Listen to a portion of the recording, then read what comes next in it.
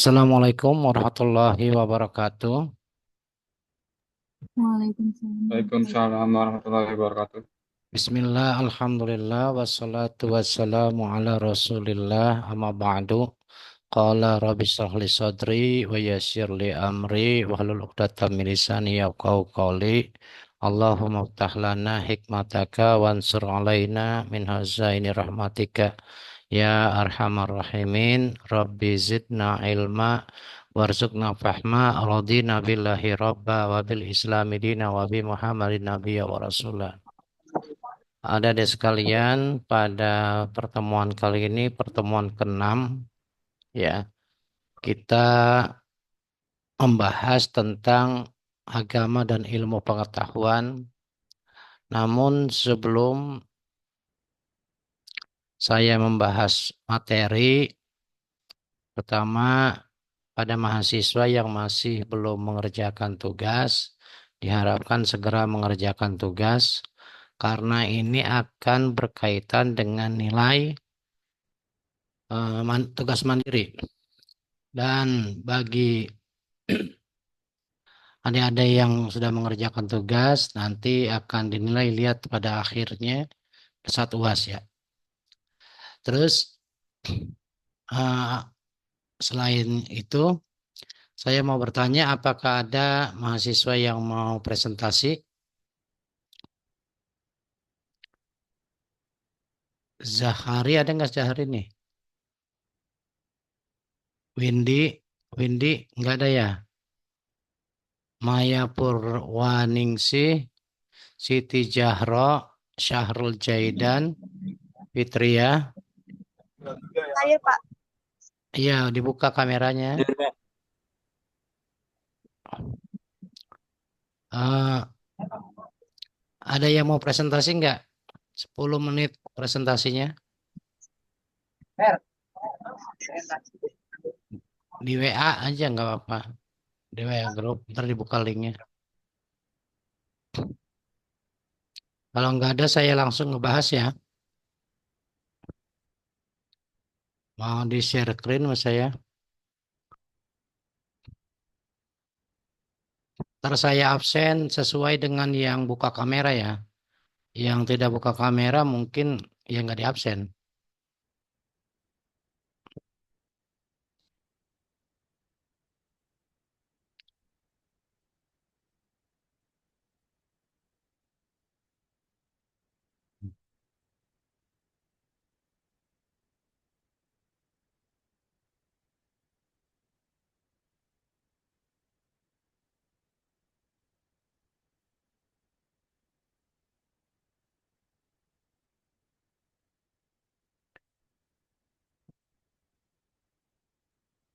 Perhatikan ada sekalian, kita membahas tentang kaitannya dengan agama dan ilmu pengetahuan.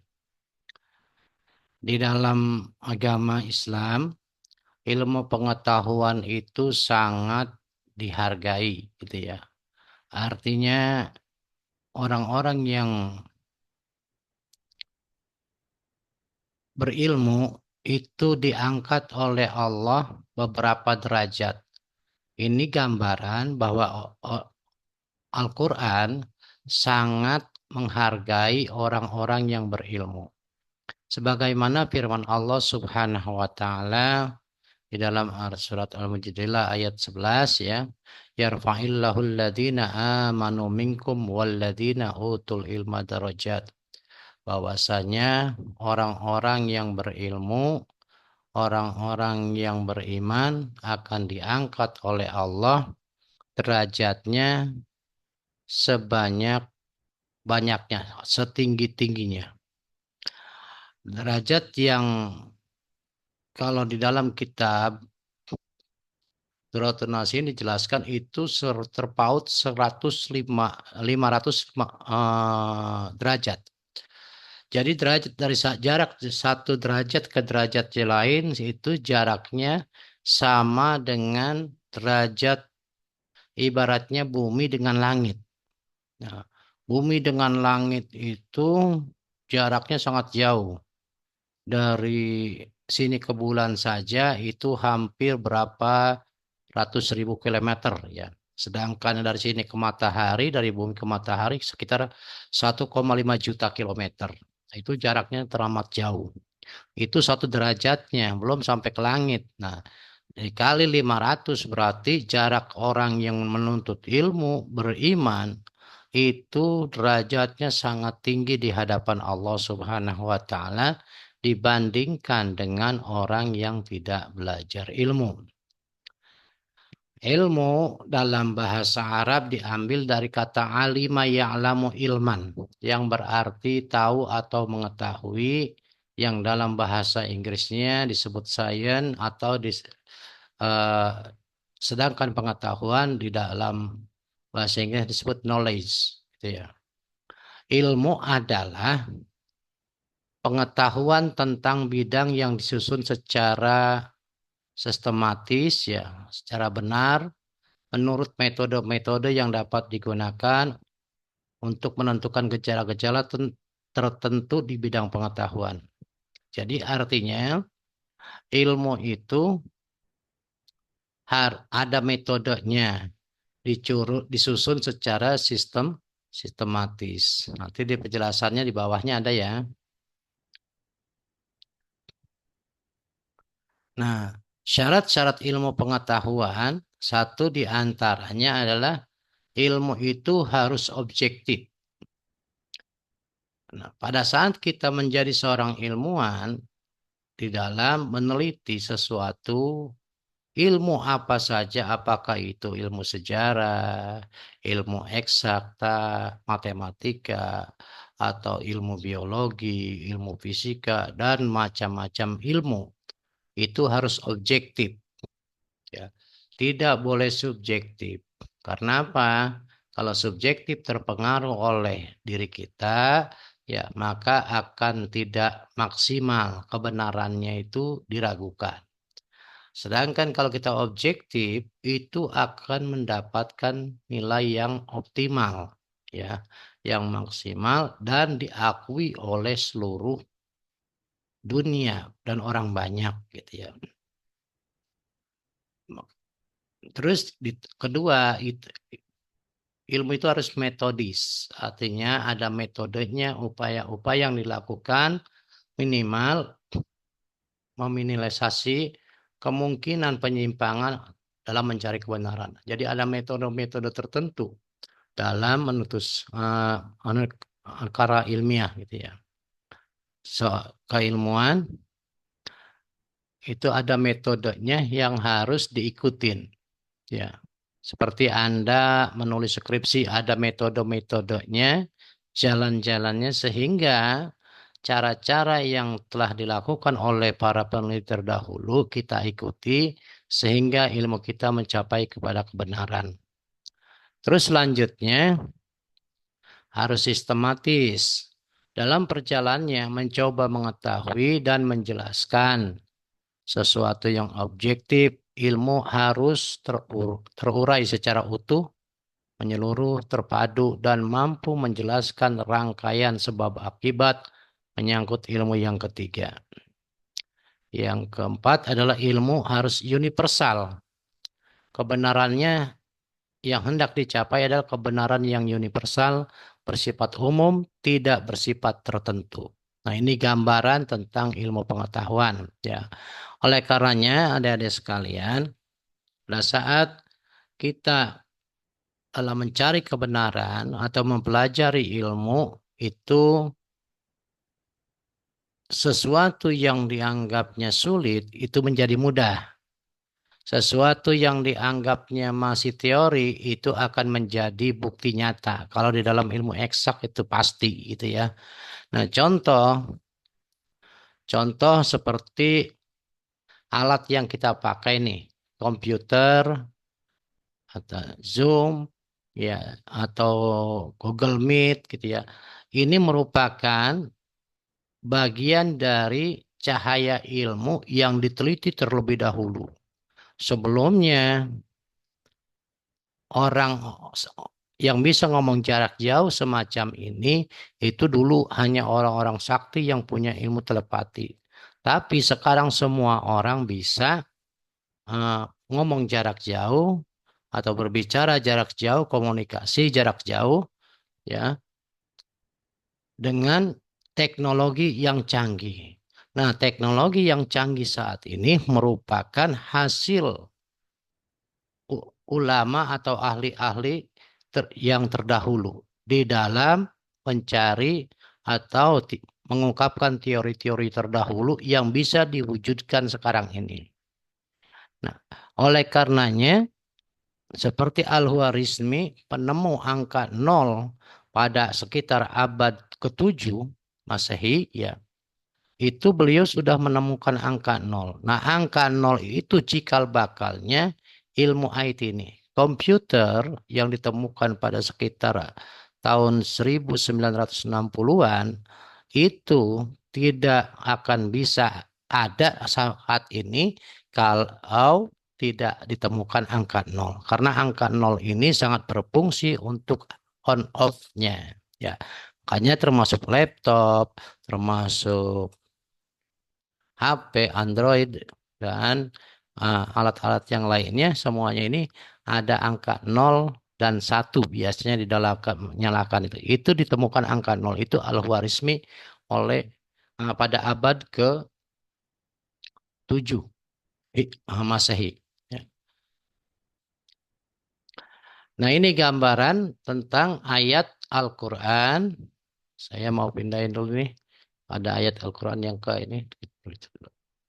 Ya. Ayat Al-Quran, ya, memberikan gambaran kepada kita, ya, tentang bagaimana manusia diberikan kewajiban oleh Allah Subhanahu wa taala, ya, untuk belajar ilmu atau untuk menuntut suatu ilmu. Karena pada penciptaan langit dan bumi itu sebenarnya ada tanda-tanda kekuasaan Allah yang harus dipahami oleh manusia dan dimanfaatkan oleh manusia bagi orang-orang yang beriman. Di dalam surat Al-Jasiyah ayat 3 sampai 5 Allah berfirman, "Inna fi inna fis samawati wal ar la ayatil lil mu'minin wa fi khalqikum wa ma yabutsu min dabatin ayatul liqaumi yuqinun." واختلاف الليل والنهار وما أنزل الله من السماء من رزق فأحيا به الأرض بعد موتها وتصريف الرياح آيات لقوم يعقلون.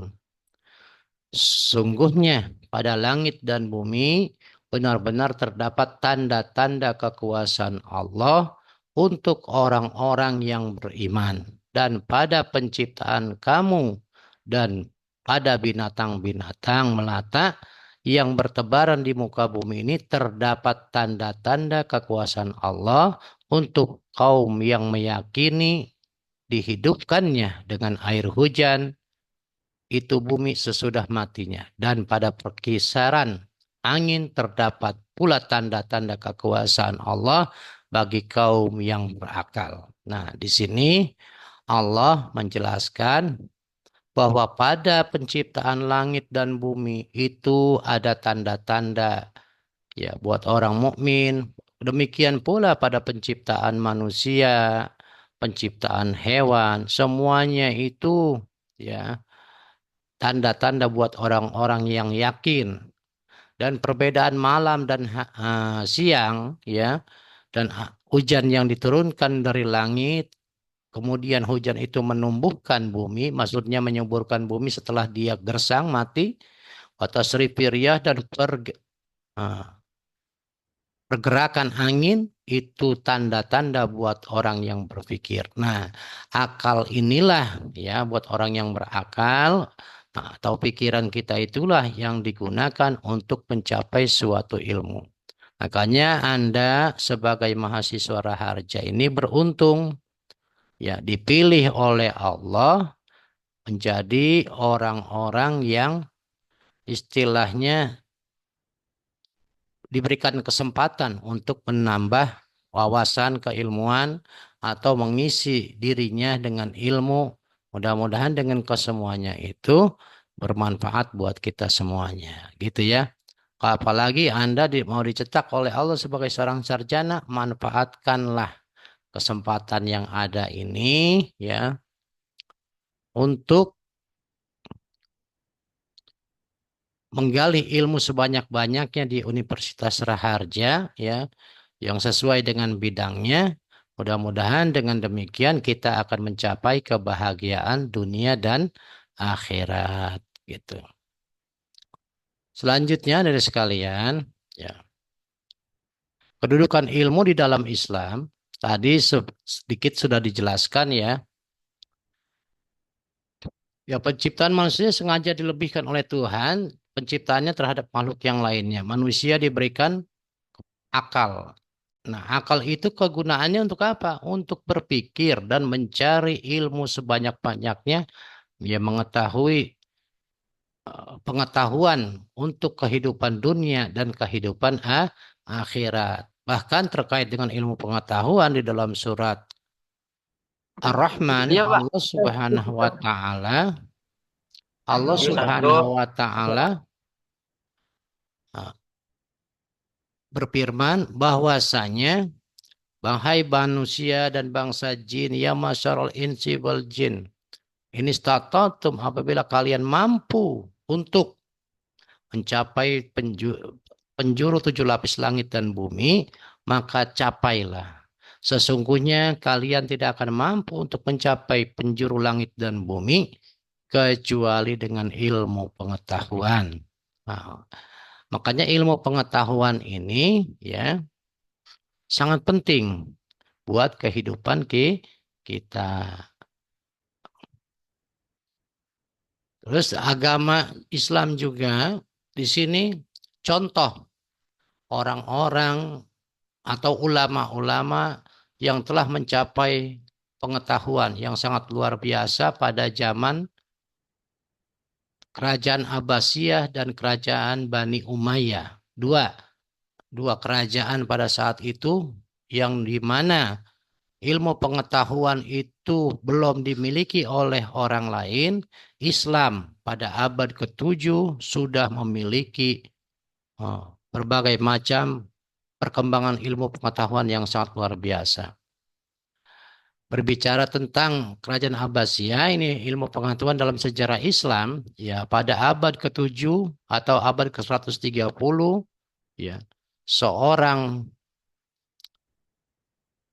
presiden, kalau zaman sekarang seorang raja yang bernama Harun ar-Rasyid, ya beliau sangat cinta kepada ilmu pengetahuan dan beliau berupaya menerjemahkan buku-buku ketahuan yang dengan bahasa Yunani dan buku-buku yang lainnya yang berkaitan dengan ilmu teknologi, ilmu filsafat, kesejahteraan sosial, kebudayaan dan lain sebagainya. Ya, itu diterjemahkan kemudian dipelajari secara mendalam, termasuk Harun ar-Rasyid sebagai seorang raja, beliau orang pertama yang telah menemukan piano, gitu ya. Kemudian piano yang beliau buat, beliau hadiahkan kepada Karel Agung. Nah, Harun ar-Rasyid yaitu berkuasa selama 20 tahun. Kemudian dilanjutkan oleh penerusnya. Bentar. Saya. Kemudian yang kedua yaitu kerajaan Bani Umayyah. Bani Umayyah juga sangat berkontribusi dalam ilmu pengetahuan. Karena pada masa ini pula Muawiyah bin Abu Sufyan melalui politiknya yang masa keemasan Daulah Bani Umayyah yang dipimpin oleh Muhammad Umar bin Abdul Aziz ini ya berkontribusi dalam ilmu pengetahuan yang sangat luar biasa. Nanti selanjutnya ini ada di sekalian ya. Nah, ilmu pun pada akhirnya bermunculan pada saat itu dan ahli. Nah, ini Al-Khwarizmi nih yang tadi saya sebutkan ya, seorang ahli matematika yang di dalam bukunya yaitu Al-Jabbar ya, buku berhitung Al-Khindi juga Ar-Raji dalam ya seorang ahli kedokteran dan Al-Jahrawi seorang ahli bedah. Terus ini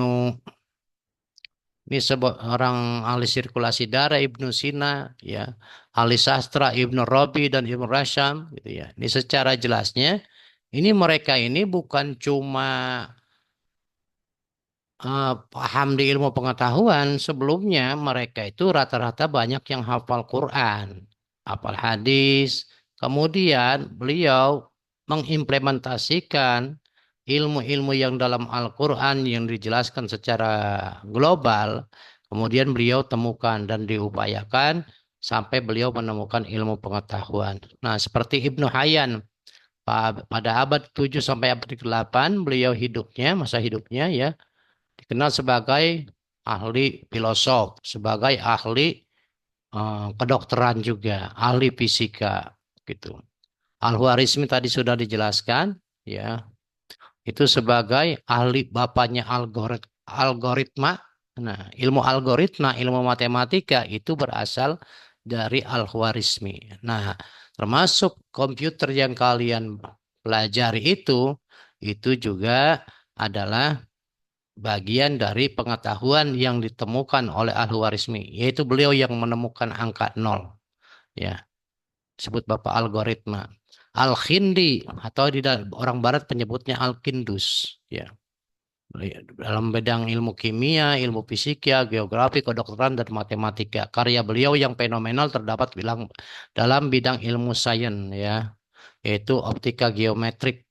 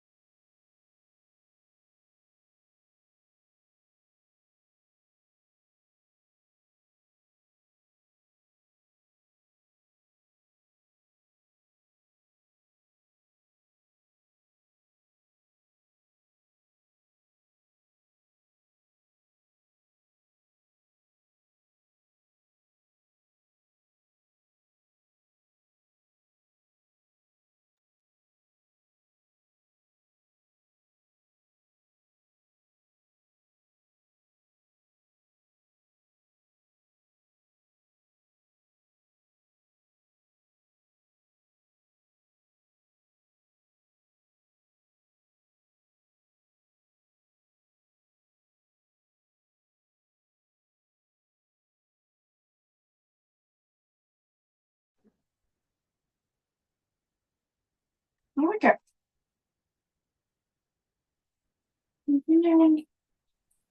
Maaf, suaranya nggak kedengeran.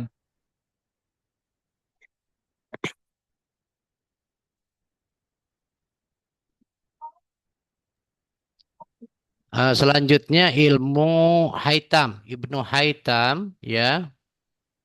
Ibnu Haitam ini juga sebagai, ya, ahli dalam bidang matematika, fisika, astronomi. Itulah hebatnya para ulama-ulama Islam pada zaman dulu.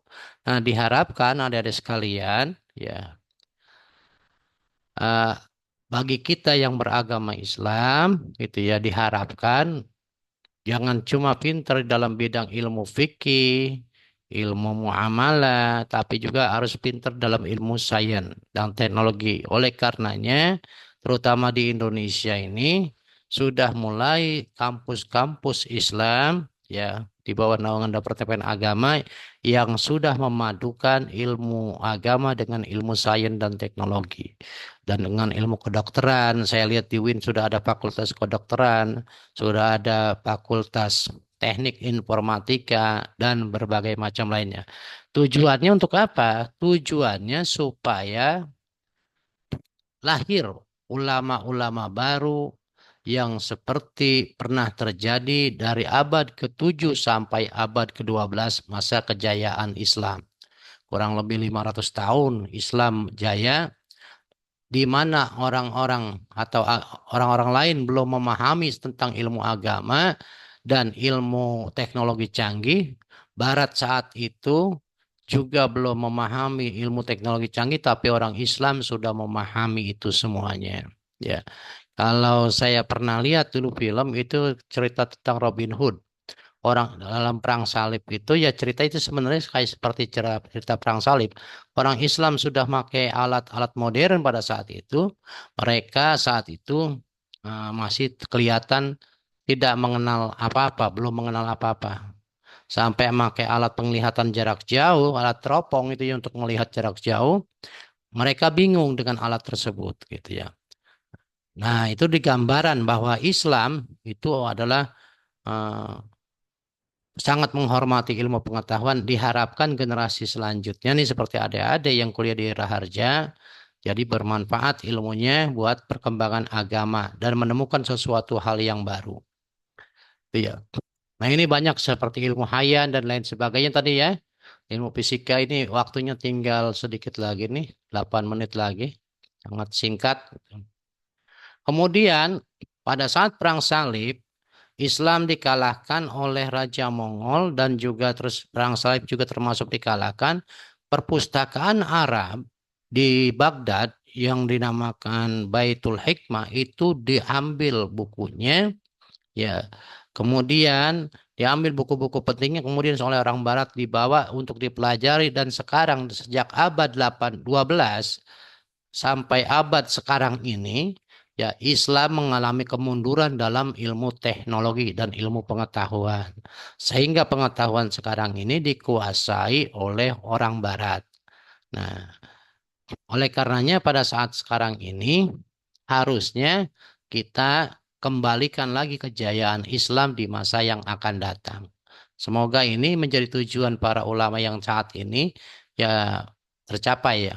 Nah, terus bagaimana peran Islam dalam pembangunan IPTEK? Nah, peran Islam dalam pembangunan ya membangun IPTEK ini adalah satu, walaupun kita punya ilmu pengetahuan tinggi, namun akhlak kita sebagai orang Islam jangan sampai dikalahkan oleh perkembangan ilmu pengetahuan. Contohnya bagaimana? Nah, kalau agama sudah ada di dalam dada, walaupun ilmu pengetahuan berkembang semacam apapun, maka kita tidak akan pengaruh. Karena niatnya kita adalah untuk ibadah kepada Allah Subhanahu wa Ta'ala. Jadi menggunakan ilmu pengetahuan dan teknologi untuk kemaslahatan diri kita dan untuk kemaslahatan umat, untuk ibadah kepada Allah Subhanahu wa Ta'ala. Sudah sama-sama kita ketahui nih sekarang ini ya. Makanya di dalam ilmu pengetahuan juga ada aliran putih, ada aliran hitam. Bukan ilmu magic saja yang ada aliran putih, ada aliran hitam. Ilmu teknologi juga ada aliran putih dan ada aliran hitam. Contoh, yang aliran putih seperti pemerintah punya namanya cyber buat penangkal para hacker-hacker jahat yang ingin mencuri data. Nah, ini sekarang kan jelas.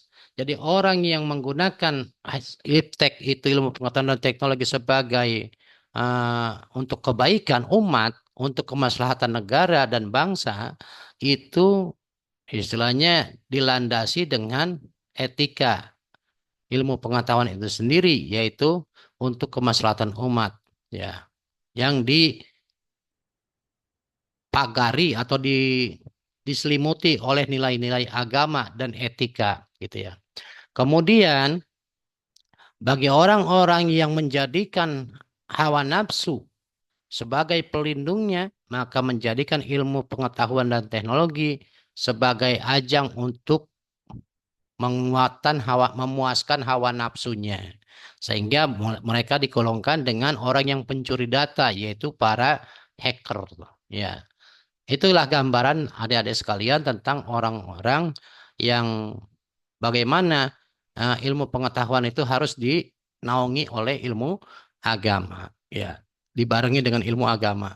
Ilmu agama tanpa ilmu pengetahuan maka akan pincang, sedangkan ilmu pengetahuan tanpa ilmu agama itu akan buta. Itu makanya disitulah banyak orang yang terjerumus ke dalam jurang kebinasaan. Nah, jadi ada standar dalam Islam ya pemanfaatan iptek ini di sini ya, standarnya ya tinggal dibaca kali ya di sini ya. Tadi pada intinya dalam menentukan hukum-hukum Islam, jadi niatkan kita belajar ini untuk mencapai keriduan dari Allah, untuk mencapai kebahagiaan dunia dan akhirat. Gitu. Barangkali sampai di sini ada pertanyaan, silakan. Ada sekalian.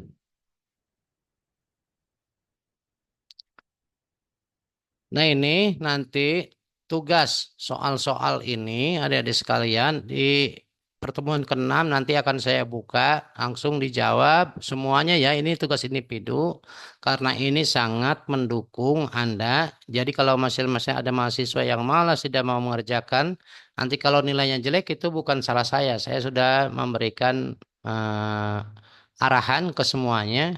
Karena ini nanti soal-soal yang Anda temukan pada saat pertemuan ini akan ditemukan lagi pada saat UTS. Jadi kalau Anda sudah mengerjakan ini, manfaatnya satu, tugas mandiri Anda nilainya bagus.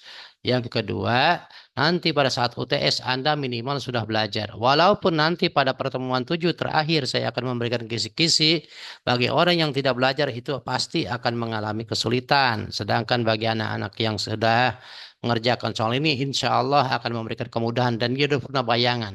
Ya, bayangan tentang materi ajar yang dia dapatkan nanti di UTS juga. Nah, di UTS itu kan soalnya 25 pilihan ganda, 5 esai, semuanya ada di dalam sini. Dari pilihan ganda dan esai. Itu dari pertemuan 1 sampai pertemuan 7. Itu saja ada sekalian karena waktunya ini sudah mau habis. Ya, saya tutup dulu.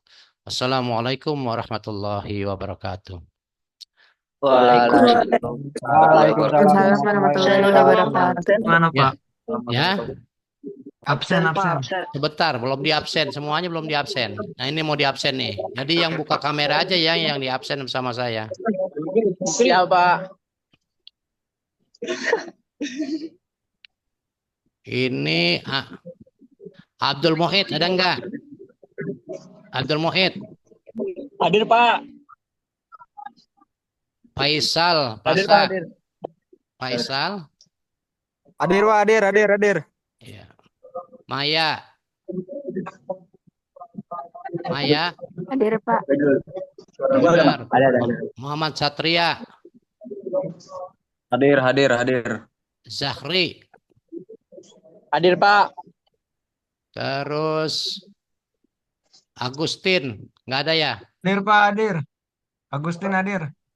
Anggun, belakangan datangnya. Telat hadir. Arif, Hadir Pak. Khairullah enggak ada. Kameranya enggak ada sini. Khairullah, Lagi. Padli, Hadir Pak. Pak Michelle, Fitria, Pak. kameranya dibuka enggak? Fitria ada? Hadir Pak. Harisman, Hadir Pak. Irena, Hadir Pak. Miselita, Hadir Pak, hadir. terus Muhammad Abil Qasim, Hadir Pak. Muhammad Ikhwan, Hadir Pak.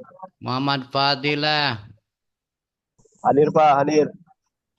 Muhammad Hadir, Pak. Fajar, Hadir Pak. Hadir. Mohia, Hadir Pak. terus Pakuita, Hadir Pak. Akbar Udah baru lagi capek Herullah baru orangnya. masuk dari mana ya? Siti Jahro, Nggak bisa. Sahrul Zaidan, Hadir. Siti Zahra hadir. Pak. Hadir Pak. Herullah dari mana baru tidak sampai? Baru selesai sholat Pak. Ah, sholat maghrib. Sholat. Zikirnya kelamaan. maghrib Pak. Ya, Bisa maghrib tadi telat. zikirnya lama amat.